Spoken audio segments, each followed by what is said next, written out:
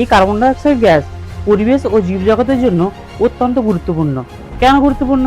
এই carbon die oxide না থাকলে গাছ খাবার তৈরি করতে পারতো? পৃথিবীর তাপ বাইরে যেতে না দেওয়া। এই গ্লোবাল ওয়ার্মিং টপিকে আমরা দেখব যে বাতাসে গ্রিন হাউস গ্যাস কিভাবে কোথা থেকে আসে, এই কার্বন ঘটিত পলিমারটা কি, আর এর ব্যবহার কি, আর কৃত্রিম পলিমারের ব্যবহারের কি সংকট হচ্ছে কি।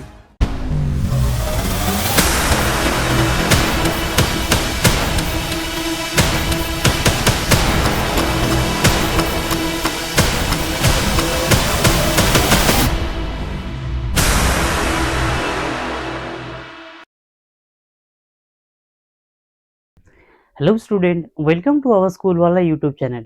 আমি এনামুল। আজকে আমাদের ক্লাস 8-এর পরিবেশ ও বিজ্ঞান বইয়ের প্রকৃতিতে ও জীবজগতে বিভিন্ন রূপে কার্বন যৌগ অবস্থান অধ্যায়ের লাস্ট লেকচার। এর আগে আমরা অলরেডি দুটো পার্ট কমপ্লিট করে এসেছি, যেখানে আমরা দেখেছিলাম যে কার্বন যৌগ দেখেছিলাম কখনো কখনো মুক্ত অবস্থায় ছিল, আবার দেখেছিলাম কার্বন যৌগ কখনো কখনো বিভিন্ন মৌলের সঙ্গে যুক্ত অবস্থায় ছিল। তারপর কি দেখেছিলাম আমরা? বহুরূপতা দেখেছি। বহুরূপতা দেখার পর দেখলাম কার্বনের বহুরূপতা দেখেছি। কার্বনের বহুরূপতায় দেখেছিলাম আমরা নিয়তাকার অনিয়তাকার দেখেছি। দেখলাম তারপর আমরা না চারকোলের অধিশোষণ ধর্ম দেখেছিলাম। তারপর আমরা দেখেছি না জ্বালানি সংরক্ষণ, জ্বালানি তাপের মূল্য, তারপর বিকল্প জ্বালানি, তারপর আমরা দেখেছিলাম জৈব জ্বালানি, আর শেষে দেখেছিলাম যে জ্বালানি দহনের ক্ষতিকারক প্রভাবগুলো কি। আজকে আমাদের টপিক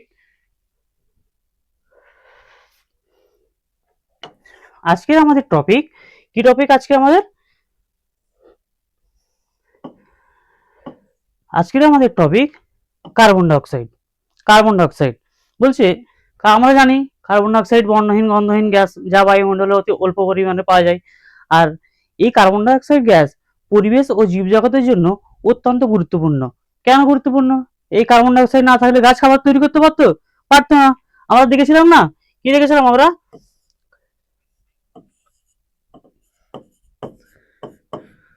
না, এইভাবে লিখলে হবে না।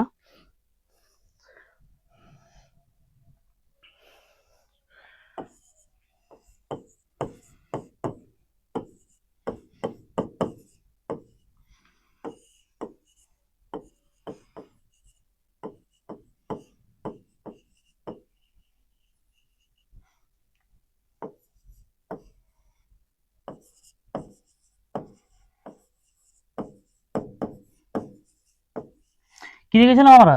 যে কার্বন ডাইঅক্সাইড আর জলের কার্বন ডাইঅক্সাইড আর জলের সঙ্গে সূর্যালোক আর ক্লোরোফিলের মিশ্রণে কি তৈরি হয়েছিল? গ্লুকোজ তৈরি হয়েছিল। আমরা আগেই দেখেছিলাম আমরা।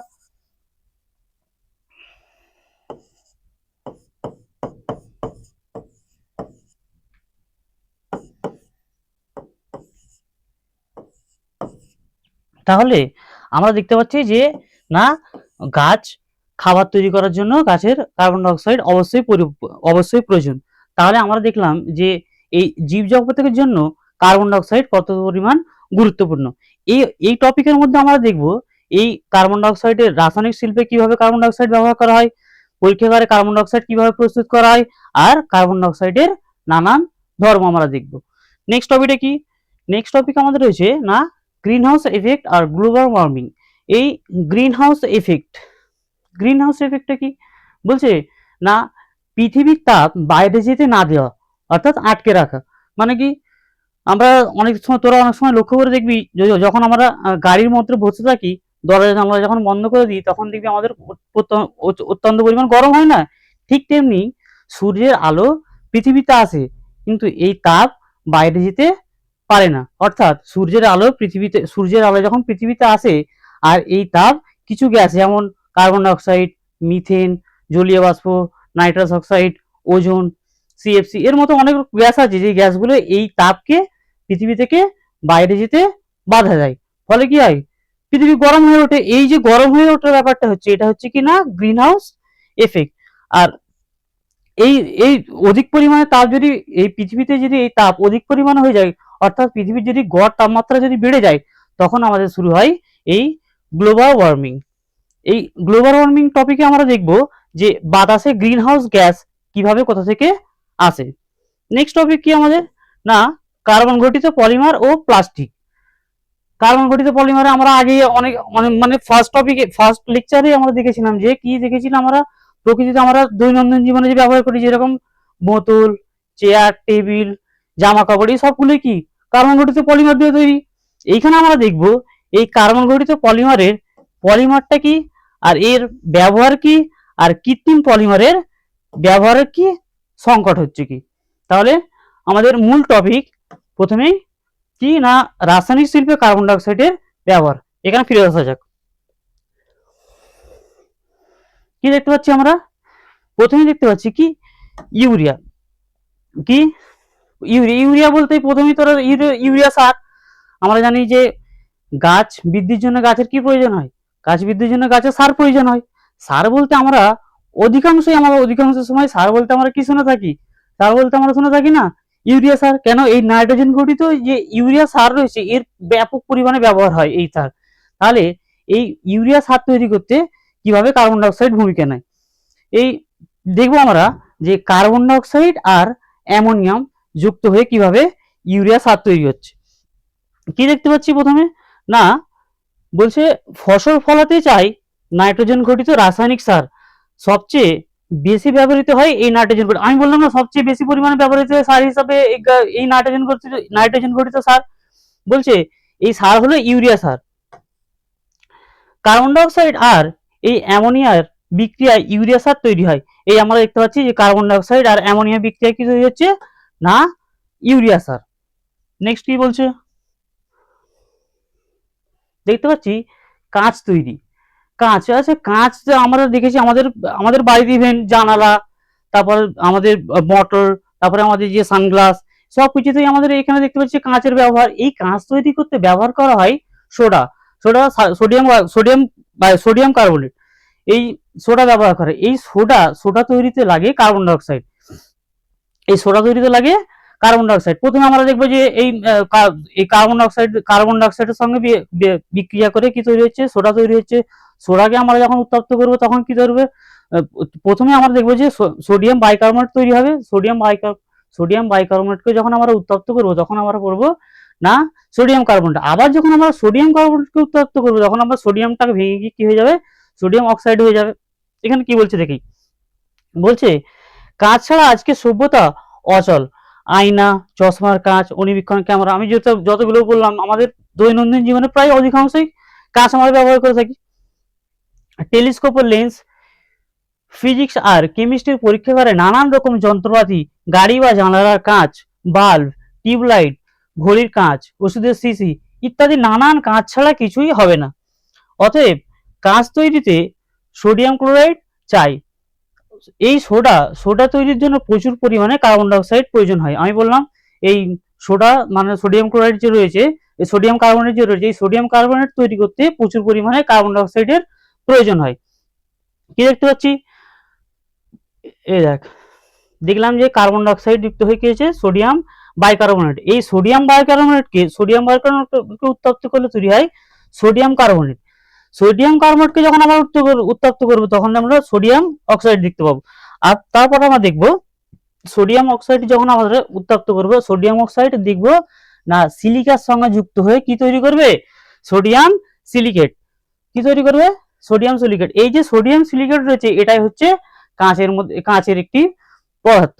কিন্তু আমরা দেখলাম যে এই যে কার্বন ডাইঅক্সাইড সরাসরি কিন্তু এই কাঁচ তৈরি করতে ব্যবহার হইতে হলো না। কার্বন ডাইঅক্সাইড সোডিয়াম তৈরি করতে ব্যবহার হতো, কিন্তু কাঁচে কি কার্বন ডাইঅক্সাইড আছে, কাঁচে কার্বন ডাইঅক্সাইড নাই। তারপর আমরা কি দেখলাম,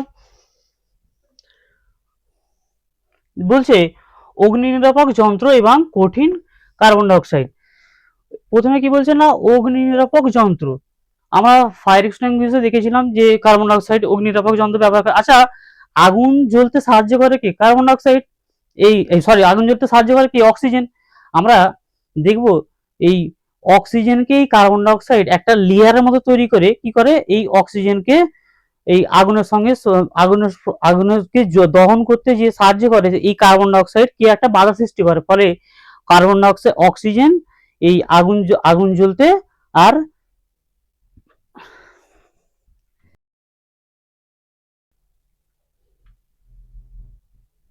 পরের টপিকে কি বলছে না অগ্নি নিরাপক যন্ত্র কি বলছে না অগ্নি নির্বাপক যন্ত্র এবং কঠিন কার্বন ডাই অক্সাইড। অগ্নি নির্বাপক যন্ত্র আমরা দেখেছি যে ফায়ার এক্সটিংগুইশ, যে আমরা ফায়ার এক্সটিংগুইশ যখন ব্যবহার করা হয়, আমরা তখন দেখেছিলাম যে আগুন জ্বালাতে সাহায্য করে অক্সিজেন।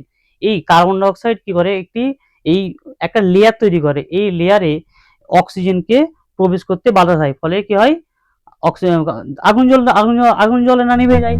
এর আগেও আমরা দেখেছিলাম যে কার্বন ডাই অক্সাইড নিজেও জ্বলে না, অন্য কেউ জ্বলাতে সাহায্য করে না। আমরা দেখেছিলাম একটি গ্যাসজাত পূর্ণ কার্বন ডাই অক্সাইডে একটি যদি পাটকাঠিকে আমরা যদি যখন ঢোকাবো, তখন দেখবো পাটকাঠিটা নিভে যাবে। আমরা দেখেছিলাম যে না, কার্বন ডাই অক্সাইড নিজেও জ্বলে না আর অন্য কেউ জ্বলাতে সাহায্য করে না। কি বলছে না, কঠিন কার্বন ডাই অক্সাইড। কঠিন কার্বন ডাই অক্সাইড আমরা দেখেছি যে -78°C উষ্ণতায় কার্বন ডাই অক্সাইডকে যখন নিয়ে আসা হয়, তখন কঠিন ড্রাই আইস তৈরি হয়। এই ড্রাই আইস কি হয়, মাছ, মাংস, আইসক্রিম, ঔষধ ইত্যাদি সংরক্ষণে ব্যবহার করা হয়। তাহলে এখানে কি বলছে দেখে নি, আমাদের বলছে নানান ধরনের পানীয় তৈরিতে আর আগুন নেভাতে কার্বন ডাই অক্সাইড লাগে, যদিও তেল ও ধাতু ঘটিত আগুনের সঙ্গে এটা ব্যবহার করা যায় না। কার্বন ডাই অক্সাইড গ্যাস সাধারণত তাপমাত্রায় প্রায় 60 বায়ুমণ্ডলীয় চাপে তরলে পরিণত হয়। এই তরল কার্বন ডাই অক্সাইডের উপর থেকে, আমি যে বললাম না, এই যে -78°C উষ্ণতায় আসলে কার্বন ডাই অক্সাইড কি হয়, ড্রাই আইসে পরিণত হয় না। কি বলছে, উপর থেকে হঠাৎ চাপ কমলে তরল কার্বন ডাই অক্সাইড দ্রুত বাষ্পীভূত হতে চায়। এর ফলে তরল কার্বন ডাই অক্সাইড কঠিনে পরিণত হয়। এই কঠিন কার্বন ডাই অক্সাইডকে শুষ্ক বরফ বলা হয়। কঠিন কার্বন ডাই অক্সাইড খুব ঠান্ডা, এই যে বললাম না 78°, তাই খাদ্য সংরক্ষণে ব্যবহৃত করা হয়। তারপরে পয়েন্ট কি বলছে না, পরীক্ষাগারে কার্বন ডাই অক্সাইড প্রস্তুতি। তাহলে আমরা, আচ্ছা, আমরা কি নিজে কি কার্বন ডাই অক্সাইড আমরা কি কার্বন ডাই অক্সাইড প্রস্তুত করতে পারবো? অবশ্যই আমরা কার্বন ডাই অক্সাইড প্রস্তুত করতে পারবো। কিভাবে কার্বন ডাই অক্সাইড প্রস্তুত করতে পারবো আমরা? না, আমাদের কার্বন ডাই অক্সাইড প্রস্তুত করার জন্য আমাদের প্রয়োজনীয় জিনিস লাগবে। কি কি জিনিস লাগবে? আমাদের লাগবে ক্যালসিয়াম কার্বনেট, আর কি লাগবে, হাইড্রোক্লোরিক অ্যাসিড, লঘু হাইড্রোক্লোরিক অ্যাসিড। আমরা একটি বিকারের মধ্যে যদি আমরা ক্যালসিয়াম কার্বনেট মানে মার্বেল চূর্ণকে যদি রেখে তার উপর যদি ধীরে ধীরে ধীরে ধীরে লঘু হাইড্রোক্লোরিক অ্যাসিড যদি দিই, তাহলে আমরা দেখতে পাবো ওই দ্রবণের মধ্যে বুদবুদ আকারে কার্বন ডাই অক্সাইড বেরিয়ে আসবে। কি দেখবো আমরা? প্রয়োজনীয় রাসায়নিক দ্রব্য কি কি লাগবে? না, মার্বেল পাথর মানে ক্যালসিয়াম কার্বনেট, লঘু হাইড্রোক্লোরিক অ্যাসিড, আর কি লাগবে আমাদের, এই যে ছবির মধ্যে উলফ বোতল লাগবে আমাদের, দীর্ঘনল ফানেল লাগবে, নির্গমন নল লাগবে, গ্যাস জার লাগবে। এই যে এখানে আমরা দেখতে পেলাম কি না, সোডিয়াম কার্বনেটকে দেওয়ার পরে যদি ধীরে ধীরে হাইড্রোক্লোরিক অ্যাসিডকে আমরা যদি ঢাকতে থাকি, তাহলে কি দেখতে পাবো, এখান থেকে এই যে বুদবুদ আকারে বেরিয়ে আসছে, এটা কি না, কার্বন ডাই অক্সাইড গ্যাস। এই নির্গমন নলের সাহায্যে এই গ্যাস জার এটিকে সঞ্চার করা হয়। কি দেখবো না, উলফ বোতলের মধ্যে কিছু মার্বেল পাথরের কচি অর্থাৎ ক্যালসিয়াম কার্বনেট নেওয়া হয়। এরপর দীর্ঘনল ফানেলের সাহায্যে ধীরে ধীরে লঘু হাইড্রোক্লোরিক অ্যাসিড ঢালা হয়। মার্বেল পাথরের সঙ্গে এই অ্যাসিডের বিক্রিয়ায় কার্বন ডাই অক্সাইড গ্যাস উৎপন্ন হয়।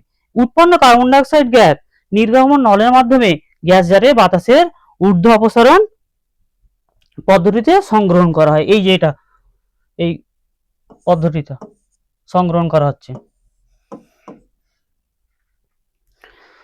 কি দেখতে পাচ্ছিলাম আমরা? না, ক্যালসিয়াম কার্বনেটের সঙ্গে হাইড্রোক্লোরিক অ্যাসিড, লঘু হাইড্রোক্লোরিক অ্যাসিডের উৎপন্ন কি হয়েছে, ক্যালসিয়াম ক্লোরাইড, আর কি তৈরি হয়েছিল, কার্বন ডাই অক্সাইড গ্যাস আর জল। তাহলে কিভাবে আমরা কার্বন ডাই অক্সাইড প্রস্তুত করতে পারলাম দেখলাম। তারপর কি দেখতে পাচ্ছি না, কার্বন ডাই অক্সাইডের নানান ধর্ম। কি বলছে, কার্বন ডাই অক্সাইড বর্ণহীন বাতাসের চেয়ে ভারী। এই যে বলছে বাতাসের চেয়ে ভারী, আমরা কি পরীক্ষা করে আমরা জানতে পারবো যে কার্বন ডাই অক্সাইড যে বাতাসের চেয়ে ভারী? আমরা একটি বোতলের মধ্যে কি নেবো আমরা, না দেখবি আমরা প্রথমে কি নেবো, সোডিয়াম বাইকার্বনেট, অর্থাৎ আমরা যে সোডা নেবো, আর সোডা কি নেবো, আর কি নেবো, ভিনিগার মানে অ্যাসিডিক অ্যাসিড নেবো। সোডা আর ভিনিগার একসঙ্গে মিশিয়ে একটা বোতলের মধ্যে রাখবো। বোতলের মধ্যে রেখে ওই বোতলের মুখের মধ্যে একটি রাবার বেলুন আমরা তার থেকে ভালোভাবে বেঁধে দেবো। বেঁধে দেওয়ার পরে ওই ওই বোতলটাকে একটু যদি ঝাঁকি নিয়ে কিছুক্ষণ রেখে দেওয়ার পর আমরা দেখতে পাবো ওই রাবার বেলুনটা আস্তে আস্তে ফোলা শুরু করেছে। ফোলার পর আমরা ওই বেলুনটিকে আমরা ওই সাবধানতার সঙ্গে বেঁধে যদি খুলে নিয়ে যদি টেবিলের মধ্যে রাখি, দেখবো ওই বেলুনের মধ্যে কার্বন ডাইঅক্সাইড প্রস্তুত হয়েছে। কেন আমরা দেখেছিলাম যে এই যে সোডিয়াম বাইকার্বনেটের সঙ্গে অ্যাসিডিক অ্যাসিড বিক্রিয়ায় কার্বন ডাইঅক্সাইড তৈরি হয়, তাহলে বোতল বেলুনের মধ্যে কার্বন ডাইঅক্সাইড গ্যাস রয়েছে। আমরা যদি টেবিলের মধ্যে যে কোথায় যদি এই বেলুনটাকে রাখবো, দেখবো বেলুনটা সেই টেবিলের সঙ্গে কিংবা সেখানের মধ্যেই পড়ে আছে, বেলুনটি উপরের দিকে উড়ে যাচ্ছে না। অর্থাৎ আমরা কি দেখলাম যে কার্বন ডাইঅক্সাইড গ্যাস বাতাসের চেয়ে ভারী। আবার এই বেলুনের মধ্যে যদি আমরা কার্বন ডাইঅক্সাইড গ্যাসের পরিবর্তে যদি হাইড্রোজেন গ্যাসকে প্রবেশ করাই, তখন দেখবো এই বেলুনটি আকাশের দিকে সহজেই উড়ে যাচ্ছে। তার মানে কি হাইড্রোজেন গ্যাস কি বাতাসের চেয়ে হালকা। এখানে কি দেখবো আমরা, না কি একটি পরীক্ষার বিবরণ। কি বিবরণ? একটি রাবারের বেলুন নেওয়া হলো এবং একটি বোতলের মধ্যে গুঁড়ো খাবার সোডা সোডিয়াম বাইকার্বনেট রাখা হলো এবং তার মধ্যে ভিনিগার অ্যাসিডিক অ্যাসিড এই যে অ্যাসিড দ্রবণ ঢালা হলো। বোতলের মুখে বোতলটি রাবার ব্যান্ড দিয়ে শক্ত করে আটকানো হলো। খাবার সোডা ও ভিনিগারের বিক্রিয়ায় কার্বন ডাইঅক্সাইড গ্যাস উৎপন্ন হয় এবং তা বেলুনের মধ্যে প্রবেশ করে। যেটা বললাম আমি, বিক্রিয়ার মধ্যে দেখতে পাবি যে অ্যাসিডিক অ্যাসিড আর সোডিয়াম বাইকার্বনেটের বিক্রিয়ায় কি তৈরি হলো, সোডিয়াম অ্যাসিটেট আর জল আর এই যে কার্বন ডাইঅক্সাইড। এখানে দেখ আমাদের কার্বন ডাইঅক্সাইড ছিল বলে কি নিচের দিকে চলে আসছে, আর আমাদের হাইড্রোজেন অক্সাইড এইখানের মধ্যে আছে বলে কি এটা বাতাসের মধ্যে ভেসে বেড়াচ্ছে। অর্থাৎ কার্বন ডাইঅক্সাইড গ্যাস কি বাতাসের চেয়ে ভারী আর হাইড্রোজেন গ্যাস বাতাসের চেয়ে হালকা। কি দেখতে পাচ্ছি, সোডিয়াম বাইকার্বনেট অ্যাসিডিক অ্যাসিডের সঙ্গে বিক্রিয়া করে এই যে রাসায়নিক বিক্রিয়াটা দিয়েছে, কি বলছে, কার্বন ডাইঅক্সাইড ভরা বেলুন বাতাসে ভাসে না, নিচে পড়ে যায়। বললাম কার্বন ডাইঅক্সাইড বাতাসের চেয়ে ভারী এবং বেলুনটি পড়ে যায়। হাইড্রোজেন গ্যাস বাতাসের চেয়ে হালকা, তাই বেলুনটি কি হবে, আকাশের দিকে উড়ে যায়। কি বলছে না,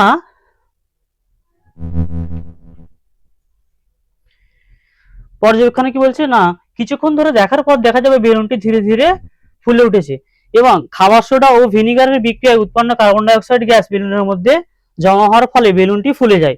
পর্যবেক্ষণের সিদ্ধান্ত আমরা দেখবো যে বেলুনটি খুলে দিয়ে তার মুখ শক্ত করে বেঁধে দিলে দেখা যাবে যে বেলুনটি বাতাসের সঙ্গে ভেসে থাকে, বরং টেবিলের উপরই পড়ে থাকে। যে কথাটা বললাম, আমরা যখন কার্বন ডাইঅক্সাইড যখন উৎপন্ন হবে, যখন বেলুনের মধ্যে বেলুনটা যখন আমরা টেবিলের মধ্যে রাখবো, কি দেখবো, টেবিলের মধ্যেই লেগে থাকবে, সেটা উড়ে যাবে না। এ থেকে বোঝা যায় যে কার্বন ডাইঅক্সাইড গ্যাস বাতাসের চেয়ে ভারী। যদি এই বেলুনের মধ্যে, আমি বললাম যে যদি এই বেলুনের মধ্যে যদি কার্বন ডাইঅক্সাইডের পরিবর্তে যদি হাইড্রোজেন গ্যাসকে প্রবেশ করাতাম, তাহলে কি দেখতে পেতাম, এই বেলুনটি আকাশের দিকে আবার উড়ে যাচ্ছে। তার মানে কি বুঝতে পারছিলাম যে আমাদের যে কার্বন ডাইঅক্সাইড গ্যাস বাতাসের চেয়ে ভারী, তাই নিচের দিকে চলে যাচ্ছে। আবার হাইড্রোজেন গ্যাস বাতাসের চেয়ে হালকা বলে এই বেলুনটি আবার উপরের দিকে উড়ে যাচ্ছিল। দেখতে পাচ্ছি সেটাই, যে হাইড্রোজেন গ্যাস বাতাসের চেয়ে অনেকটা হালকা, সেই জন্যই নিতে উপরের দিকে বেলুনটি উড়ে যাচ্ছিল। পরের টপিকে কি বলছে, কার্বন ডাইঅক্সাইড গ্যাস জলে দ্রবীভূত হয় তার পরীক্ষা। বলছে কার্বন ডাইঅক্সাইড গ্যাসে জলে দ্রবীভূত হয়, কিভাবে বুঝতে পারবো আমরা, না কার্বন ডাইঅক্সাইড পূর্ণ একটি জারকে যদি একটি কাঁচের প্লেটের সাহায্যে যদি আটকে রেখে, একটি কাঁচের প্লেটের সঙ্গে যদি এই যে এখানে এই কার্বন ডাইঅক্সাইড পূর্ণ গ্যাসকে যদি এই যে কাঁচের প্লেটের মধ্যে আটকে রেখে একটি পাত্র নিয়ে এসে যদি জলের উপর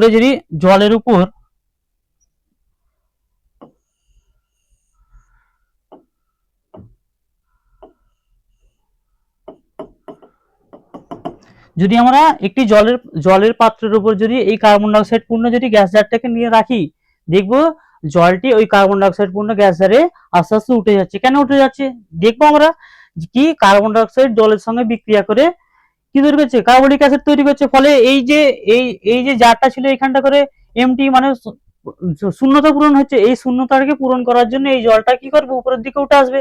তাহলে আমরা এ থেকে কি বুঝতে পারলাম, যে কার্বন ডাইঅক্সাইড জলের সঙ্গে দ্রবীভূত হয়। কি বলছে না, একটি গ্যাস জার সম্পূর্ণ কার্বন ডাইঅক্সাইড গ্যাসে পূর্ণ করা হলো। এরপর গ্যাসের মুখে একটি কাঁচের পাত দিয়ে একটা গ্যাস জার করা হলো, গ্যাসের মুখে কাঁচের পাত দিয়ে কি হলো, উল্টে দেওয়া হলো এবং একটি জলভর্তি ট্রের মধ্যে মুখটি ডুবিয়ে দেওয়া হলো। এরপর কাঁচের পাত্রটি আস্তে আস্তে সরিয়ে নেওয়া হলো। কি দেখতে পাবো আস্তে আস্তে? না, দেখা যাবে যে জল ধীরে ধীরে গ্যাস জারের ভিতর উঠে আসছে, কারণ কার্বন ডাই অক্সাইড গ্যাস জলে দ্রবীভূত হয়, ফলে গ্যাস জারের ভিতরে গ্যাসের পরিমাণ কমে যায় এবং ভিতরের আংশিক শূন্যতা সৃষ্টি করে। আমি যে বললাম, তাহলে গ্যাস জারটাকে নিয়ে আসলে জলের মধ্যে রাখলে এর বিক্রিয়া, রাসায়নিক বিক্রিয়া শুরু, বিক্রিয়া হলো, বিক্রিয়ার ফলে কি হবে, জলে কার্বন ডাই অক্সাইড মিশে যাচ্ছে, তাহলে যে শূন্যটা পূরণ হচ্ছে ওই শূন্যতাটায় জল পূরণ করার জন্য জলটা উপরের দিকে উঠে যাচ্ছে, কি করছে, পরিমাণ কমে যায় এবং এই ভিতরের আংশিক শূন্যস্থান সৃষ্টি হয়। এই শূন্যস্থান পূরণ করার জন্য বাইরের জল গ্যাস জারের ভিতরে প্রবেশ করতে। এদিকে কি প্রমাণিত হলো আমাদের? না, এই প্রক্রিয়া থেকে প্রমাণিত হয় যে কার্বন ডাই অক্সাইড গ্যাস জলে দ্রবীভূত হয় এবং জলে দ্রবীভূত কার্বন ডাই অক্সাইড আংশিকভাবে কার্বন ডাই অক্সাইডে তৈরি করে। সমীকরণ আমরা সেটাই দেখলাম, কার্বন ডাই অক্সাইড জল কি তৈরি হলো, না কার্বনিক অ্যাসিড। পরের কি বলছে, কার্বন ডাই অক্সাইডের রাসায়নিক ধর্ম কি দেখতে পাচ্ছি আমাদের, দাহ্যতা। কি দেখতে পাচ্ছি আমরা, দাহ্যতা। আমরা আগেই দেখেছিলাম একটি গ্যাস জারপূর্ণ কার্বন ডাই অক্সাইডে যদি একটি পাটকাঠি নিয়ে আসা যায় তখন দেখেছিলাম যে পাটকাঠিটা নেমে যাবে, কারণ আমরা দেখেছি যে কার্বন ডাই অক্সাইড গ্যাস নিজেও জ্বলে না, অন্য কেউ জ্বলতে সাহায্য করে না। ঠিক তেমন এখানে আমরা দেখেছি যে একটি কার্বন ডাই অক্সাইড পূর্ণ গ্যাস জারে যদি ম্যাগনেসিয়ামের ফিতেকে নিয়ে আসা যায়, জ্বলন্ত ম্যাগনেসিয়ামের ফিতেকে নিয়ে আসা যায়, তখন দেখবো ম্যাগনেসিয়ামের ফিতাটা আরো উজ্জ্বল শিখায় জ্বলে উঠছে। কেন জ্বলে উঠছে? তোরা কি বলছিস যে কার্বন ডাই অক্সাইড কি জ্বলতে সাহায্য করছে নাকি আগুনকে? না, ম্যাগনেসিয়াম হচ্ছে একটি সক্রিয়, তাই ম্যাগনেসিয়াম কি করে, কার্বন ডাই অক্সাইড থেকে অক্সিজেনকে জারিত করে নিচের দিকে খেতে নেয়, নিচের দিকে আকর্ষণ করে নেয়। তার মানে তারপরে কি হয়, না কার্বন ডাই অক্সাইড এই ম্যাগনেসিয়াম অক্সাইডে পরিণত হয় আর উজ্জ্বল শিখায় জ্বলে ওঠে, আর এদিকে কার্বন আমাদের পড়ে থাকে, কালো কার্বন গুলো নিচের দিকে পড়ে যায়। কি দেখবো আমরা, না কার্বন ডাই অক্সাইড নিজের দাহ্য নয় বা অন্য কোনো বস্তুকেও দাহ্য করে না। তা তোমরা আগেই পরীক্ষাতেই জেনে, আমরা ওই পাটকাঠির পরীক্ষাটা আমরা জেনে গেছিলাম। এবার ছবির মতো করে একটি কার্বন ডাই অক্সাইড পূর্ণ গ্যাস জারে একটি জ্বলন্ত ম্যাগনেসিয়ামের ফিতা প্রবেশ করানো হলো, বোঝা গেল? এবার কি দেখা যাবে যে কার্বন ডাই অক্সাইড গ্যাসের মধ্যে ম্যাগনেসিয়াম ফিতাটি উজ্জ্বল শিখায় জ্বলছে। কেন এমন হলো? কার্বন ডাই অক্সাইডের সঙ্গে জ্বলন্ত ম্যাগনেসিয়ামের বিক্রিয়া করতে পারে, আর তার ফলে সাদা রঙের ম্যাগনেসিয়াম অক্সাইডের গুঁড়ো এবং এই যে কালো রঙের কার্বন উৎপন্ন হয়। এইখানে দেখলাম যে ম্যাগনেসিয়ামের সঙ্গে কার্বন অক্সাইডের বিক্রিয়ায় কি তৈরি হয়েছে, ম্যাগনেসিয়াম অক্সাইড তৈরি হয়েছে, আর এই যে কার্বন। বুঝতে পারছি কি বলছে, কার্বন ডাই অক্সাইডের সঙ্গে জলের বিক্রিয়া। আমরা কার্বন ডাই অক্সাইডের সঙ্গে জলের বিক্রিয়াটা আমরা দেখে নিয়েছি আগে থাকতে। কি বলছে, কার্বন ডাই অক্সাইডের ক্ষার বা ক্ষারকের বিক্রিয়া। কি বলছে ক্ষার বা ক্ষারকের বিক্রিয়ায়, না কার্বন ডাই অক্সাইড একটি আম্লিক অক্সাইড, আমরা দেখেছি এটি ক্ষার বা ক্ষারকের সঙ্গে বিক্রিয়া করে লবণ ও জল উৎপন্ন করে। ক্যালসিয়াম ক্লোরাইডের সঙ্গে ক্যালসিয়াম ক্লোরাইডের সঙ্গে কার্বন ডাই অক্সাইড কি হবে, ক্যালসিয়াম কার্বনেট আর জল। গ্রিনহাউস এফেক্ট ও গ্লোবাল ওয়ার্মিং আমরা আগেই দেখলাম যে পৃথিবীর তাপ, সূর্যের তাপ পৃথিবীতে আটকে থাকা, বাইরে বেরিয়ে বাধা দেয়, যেটা কি বললাম, গ্রিনহাউস এফেক্ট। এখানে আমরা কি দেখবো আমরা, না পৃথিবীর বায়ুমণ্ডলের উপস্থিতি কিছু গ্যাস সূর্যের তাপ আর পৃথিবী থেকে বাইরে বেরিয়ে যেতে বাধা দেয়। এই তাপ আটকে যাওয়ার ঘটনাকেই গ্রিনহাউস এফেক্ট বলে। যে কথাটা আমি আগেই বলেছি, গ্রিনহাউসের সঙ্গে তুলনা, না গ্রিনহাউস কাঁচ সূর্যের আলোতে ঢুকতে দেয় কিন্তু তাপ বাইরে যেতে দেয় না। এইভাবে পৃথিবীর বায়ুমণ্ডলের কিছু গ্যাস বলতে আমরা দেখেছিলাম যেমন carbon dioxide, methane, nitrous oxide, chlorofluorocarbon মানে সিএফসি, তারপর আমরা জলীয় বাষ্পকে দেখেছিলাম, তারপরে ওজোনকে দেখেছিলাম। ঠিক আছে, কিছু গ্যাস সূর্যের তাপ আটকে রাখে, তাই এই ঘটনাকে গ্রিনহাউস এফেক্ট বলা হয়। গ্রিনহাউস গ্যাস, যে গ্যাসগুলো তাপ ধরে রাখতে সাহায্য করে তাদেরকে গ্রিনহাউস গ্যাস বলে। প্রধানত গ্রিনহাউস গ্যাসগুলো কি, এই যে বললাম কার্বন ডাই অক্সাইড, তারপরে কি না জলীয় বাষ্প, মিথেন, তারপরে নাইট্রাস অক্সাইড, ওজোন, ক্লোরোফ্লোরোকার্বন, এগুলো হলো কি না গ্রিন হাউস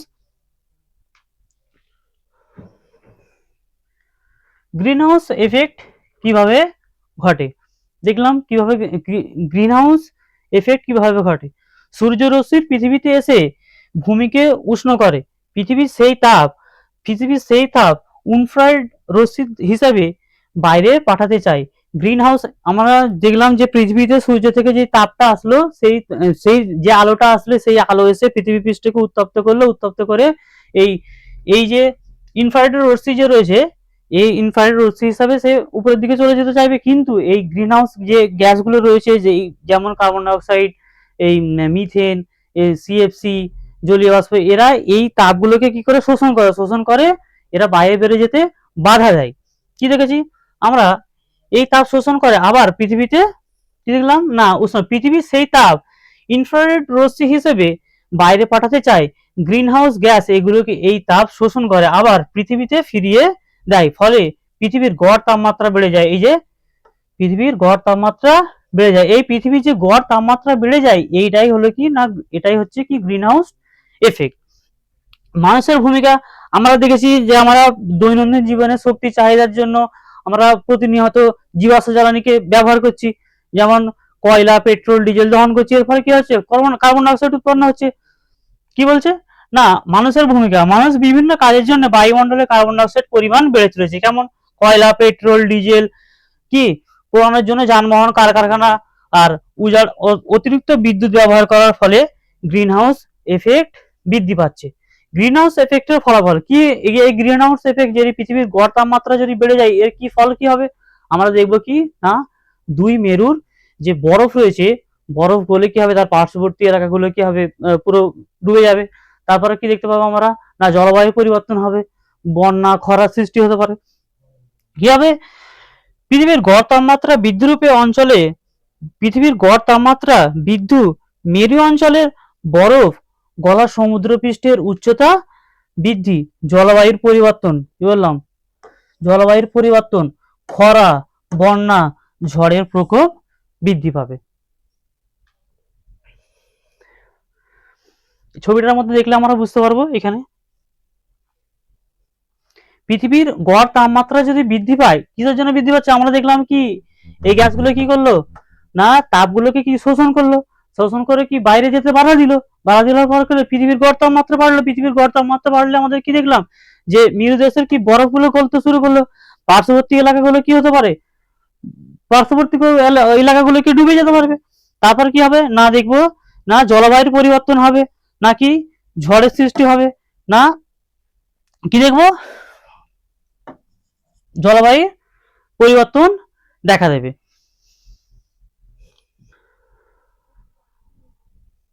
কি বলছে না গ্রিন হাউস এফেক্ট ও গ্লোবাল ওয়ার্মিং গ্রিন হাউস গ্যাসের উৎস।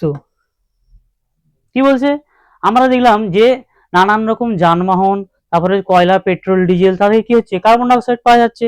তারপরে কি দেখলাম না তারপরে দেখলাম কি না গবাদি পশুর পরিপাকতন্ত্র আর ধান খেতে কি দেখলাম মিথেন গ্যাস দেখলাম। তারপরে কি দেখলাম মাটির যে ব্যাকটেরিয়া রয়েছে, যার রাসায়নিক সার রয়েছে, তাদের দেখলাম নাইট্রাস অক্সাইড দেখেছি। তারপরে কি ফ্রিজ, এসি, স্প্রে, এতে রয়েছে ক্লোরোফ্লোরোকার্বন। বিভিন্ন গ্রিন হাউস গ্যাসের ভূমিকা, এই যে কার্বন ডাইঅক্সাইড হচ্ছে এই বৃদ্ধির জন্য প্রধান কারণ। এই এই যে গ্রিন হাউস গ্যাসের যে ভূমিকা রয়েছে, এই কার্বন ডাইঅক্সাইড হচ্ছে গ্রিন হাউস এফেক্টের বৃদ্ধি করার জন্য এর প্রধান কারণ হচ্ছে কার্বন ডাইঅক্সাইড।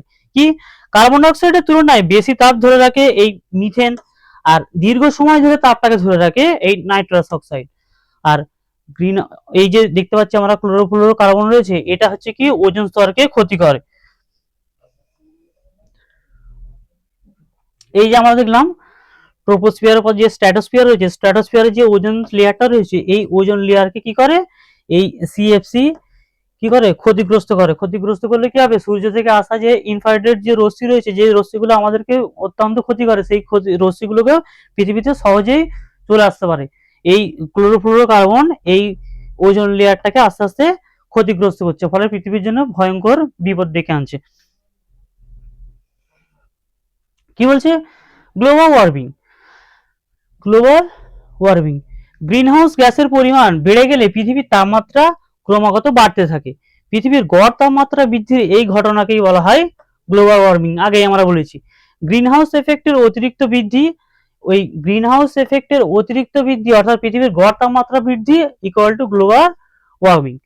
গ্লোবাল ওয়ার্মিং এর ফলাফল, এর ফলাফল কি হবে আমরা বললাম, কি দেখলাম, যে পৃথিবীর গড় তাপমাত্রা বৃদ্ধি হবে, কি হবে, অঞ্চলগুলো বরফ গলবে, দুই মেরু অঞ্চলে বরফ গলবে, সমুদ্র পৃষ্ঠ উচ্চতা জল বেড়ে যাবে, আর ভবিষ্যতে কি হতে পারে না উপকূল অঞ্চলে ডুবে যাবে, আর খরা বন্যার প্রকোপ সৃষ্টি হবে।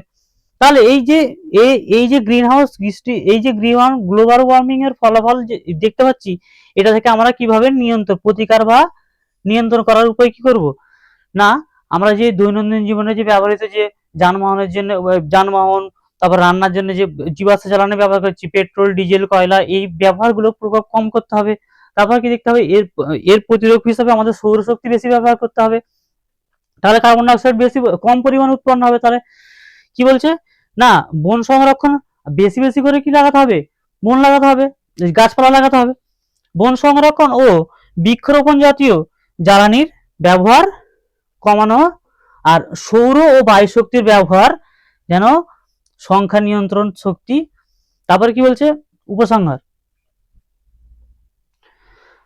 মানুষ অসচেতন ও কর্মকাণ্ডের ফলে গ্রিনহাউস এফেক্ট বৃদ্ধি পাচ্ছে এবং এর ফলেই গ্লোবাল ওয়ার্মিং হচ্ছে। পৃথিবীর রক্ষা করতে গেলে গ্রিনহাউস গ্যাসের নিঃসরণ কমানো অত্যন্ত জরুরি। কার্বন ঘটিত পলিমার, এর পরের টপিক কি না, কার্বন ঘটিত পলিমার। আমরা আগের পার্টেই দেখেছিলাম যে আমাদের দৈনন্দিন জীবনে ব্যবহৃত যেরকম আমরা যদি বলি বোতল, ব্যাগ, তারপরে চেয়ার টেবিল, এই জামা কাপড়, সবকিছু কি দেখেছিলাম না কার্বন ঘটিত পলিমার দ্বারা গঠিত। কার্বন ঘটিত পলিমারটা কি বলছে, কি আমাদের চারপাশে বিভিন্ন দিকে লক্ষ্য করলেই আমরা দেখবো নানান রকম ক্ষেত্রে প্লাস্টিক বা পলিমারের ব্যবহার দেখতে পাই। একটু ভালো করে দেখলেই দেখতে পাবো যে প্লাস্টিক পলিথিন থার্মোকল নাইলন এইসব পদার্থের তৈরি নানান অব্যবহৃত জিনিসগুলো বা তার অংশবিশেষ বর্জ্য হিসেবে চারিদিকে ছড়িয়ে আছে। কোনো না কোনো ক্ষেত্রে এই ধরনের পদার্থ থেকে তৈরি জিনিস ব্যবহার করা হয়। আমরা দেখেছি এই একই বা বিভিন্ন ধরনের বহু অণু একসঙ্গে যুক্ত হয়ে তৈরি হয় কি রাসায়নিক বন্ধনে যুক্ত হয়ে তৈরি হয় দীর্ঘ শৃঙ্খলাকৃতি পদার্থ, তাকেই বলবো আমরা কি না পলিমার। তাকে কি বলবো আমরা পলিমার। আমাদেরকে মনে রাখতে হবে যে সব পলিমারই সব প্লাস্টিকই পলিমার, কিন্তু সব পলিমার প্লাস্টিক নয়। কি দেখবো না কার্বন ঘটিত পলিমারের ব্যবহার, কার্বন ঘটিত পলিমারের আমরা ব্যবহার যেদিকে তাকাবো সেদিকেই আমরা দেখবো কার্বন ঘটিত পলিমারের ব্যবহার হচ্ছে আমাদের। কিরকম, প্লাস্টিক ও পলিমারের বর্তমান বিজ্ঞান ও প্রযুক্তি নির্ভর মানব সভ্যতার একটা কি অবিচ্ছেদ্য অঙ্গ বলা যেতে পারে। যেদিকেই তাকাবি সেদিকেই দেখতে পাবি কি এখনকার দিনে এমন কোনো দিক নেই যেখানে প্লাস্টিক ও পলিমারের ব্যবহার নেই। বিজ্ঞানের দৃষ্টিতে পলিমার হলো একটা যৌগিক পদার্থ, এইরকম বা একই রকম বা বিভিন্ন রকম বহু সংখ্যক অণু রাসায়নিক ভাবে জুড়ে, একটুখানি আগে যে বললাম জুড়ে গিয়ে একরকম শৃঙ্খলাকৃতি দীর্ঘ যৌগ তৈরি করে, এই নমনীয়তা বা প্লাস্টিকত্ব। এই জাতীয় যৌগের একটা বিশেষ গুণ হলো কিন্তু অনেক সময় আমরা মানুষের সৃষ্টি করা অনেক রকম পলিমারকেই প্লাস্টিক বলে থাকি। অর্থাৎ বহু ক্ষেত্রেই প্লাস্টিক ও পলিমারের কথা দুটো সমর্থক, কিন্তু আমাদেরকে মনে রাখতে হবে কি যে সব পলিমারই প্লাস্টিক, কিন্তু সব পলিমারই প্লাস্টিক নয়। একরকম বিশেষ ধরনের পলিমারের প্লাস্টিক বলা হয়। তাই আমাদের চারিদিকে নিত্য ব্যবহৃত পলিমারের সম্বন্ধে আমরা একটু জানার প্রয়োজন। এখানে উল্লেখ যে অধিকাংশ কৃত্রিম পলিমারই বিভিন্ন কার্বন ঘটিত যৌগ থেকে তৈরি করা হয়। এখন প্রশ্ন হলো এত রকম পলিমার ব্যবহার শুরু হলো কেন? আগে যে সমস্ত কাজে অন্য জিনিস ব্যবহার করা হতো তার পরিবর্তে বিভিন্ন পলিমার ব্যবহারের দুটো প্রধান কারণ এই বলছে যে এখন কি এত রকম পলিমারের ব্যবহার শুরু হলো কেন? পলিমারের ব্যবহার শুরু হলো কেন? বলছে পলিমারের কি অনেক দীর্ঘায়ু, আর কি পলিমারকে অতি সহজেই আকৃতি দেওয়া যায়, তাই আমরা পলিমারের ব্যবহার দেখব। কি বলছে না, কৃত্রিম ভাবে তৈরি পলিমারের আয়ু বেশি। কেন ব্যবহার করব? এর আয়ু অনেক দীর্ঘায়ু, অনেক বেশি। আর কি না, বিভিন্ন পলিমারের জিনিস তৈরির সময় তাকে ইচ্ছা মতো আকৃতি দেওয়া যায়। পলিমার তৈরি করার সময় অনেক সহজেই এর আকৃতি পরিবর্তন করা যায়। কৃত্রিম পলিমার ব্যবহারের সংকট, কি সংকট হচ্ছে এবার দেখা যাবে। এখন যে এত রকম কৃত্রিম পলিমার ব্যবহার করা হচ্ছে, তার অন্যতম প্রধান কারণ হলো এদের দীর্ঘায়ু।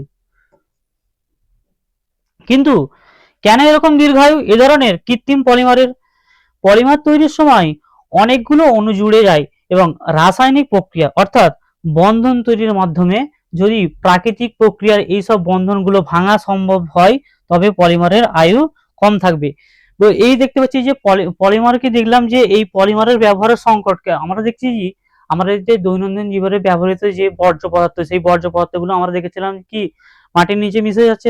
মানে কি দেখেছিলাম যে ছত্রাক আর ব্যাকটেরিয়া এরা কি করছিল, ভঙ্গলে মানে অর্থাৎ পচিয়ে কি হয়েছিল, পচে গিয়ে কি হচ্ছিল, মাটির সঙ্গে মিশে যাচ্ছিল। কিন্তু এগুলো হচ্ছে বায়োডিগ্রেডেবল। এই যে দেখেছিলাম, কিন্তু আমরা দেখলাম যখন সিনথেটিক মানে এই যে পলিমারগুলো দীর্ঘায়ু, এইগুলো দেখলো কি না পচন হয় না, প্রায় বললেই চলে। তাই কি দেখবো তখন না, সুতির কাপড়, এই যে সুতির কাপড় দিয়ে তৈরি, তুলো থেকে তৈরি করা সুতো দিয়ে, আর কিন্তু একটা সিনথেটিক বা টেরিকটের কাপড় তৈরি হয় কৃত্রিম উপায়ে এই পলিমারের। তাহলে এই যে সুতো দিয়ে তৈরি, এই যে তুলো দিয়ে তৈরি সুতো, এই যে সুতো তৈরি যে কাপড় তৈরি হলো, যে এই এই যে তৈরি হলো যে সুতো দিয়ে তৈরি, আর অপরদিকে দেখতে পেলাম যে সিনথেটিক বা টেরিলিনের কাপড় তৈরি হয় কৃত্রিম উপায়ে এই যে পলিমার দিয়ে। বলছে তাহলে একটা সুতির কাপড়ের টুকরো আর একটা সিনথেটিক কাপড়ের টুকরোকে যদি আমরা একসময় মাটির নিচে চাপা দিই, তবে বেশ কিছুদিন পরে কি দেখতে পাবো, যদি সিনথেটিক আর এই সুতির কাপড়টাকে যদি মাটির নিচে চাপা দিয়ে আমরা কি দেখতে পাবো, যে সুতির কাপড় যেটা আমরা চাপা দিয়েছিলাম, সেই সেলুলোজ যেটা ছিল, ব্যাকটেরিয়া ছত্রাক সেটাকে কি করেছে, নষ্ট করে দিয়েছে, পচিয়ে দিয়েছে। আর কি দেখবো আমরা না, পলিমার দিয়ে যেটা তৈরি অর্থাৎ সিনথেটিক কাপড়টা কি দেখবো, যেরকম অবস্থায় আমরা রেখেছিলাম, যেরকম অবস্থায় রেখেছিলাম সেরকম অবস্থায় থাকবে। কেন আমরা দেখেছি এটা কি পলিমার দ্বারা তৈরি। তো কি দেখবো না, তেমনি নিশ্চয়ই দেখতে পাবো যে তুলো বা খড় জঞ্জালের গাদায় বা পুকুর পাড়ে পড়ে থাকতে থাকতে নষ্ট হয়ে যায়। আমরা চলতি ভাষায় বলে থাকি খড়টা পচে গেছে, বা তুলো বা খড় কি দিয়ে তৈরি, তুলো বা খড় কি দিয়ে তৈরি, সেলুলোজ দিয়ে তৈরি। সেলুলোজ হলো একটা এই সেলুলোজ একটা কার্বোহাইড্রেট জাতীয় মস্ত বড় অণু। এটা হচ্ছে কি অনেকগুলো অণু জুড়ে জুড়ে একসঙ্গে হয়।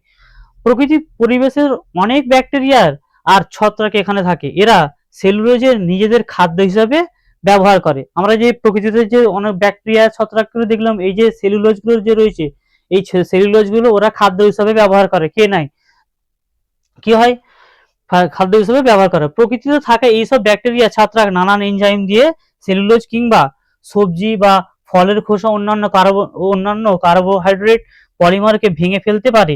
এবং মাছ এবং কি লেখা আছে, মাছ মাংসের টুকরোয় নানান প্রোটিন থাকে।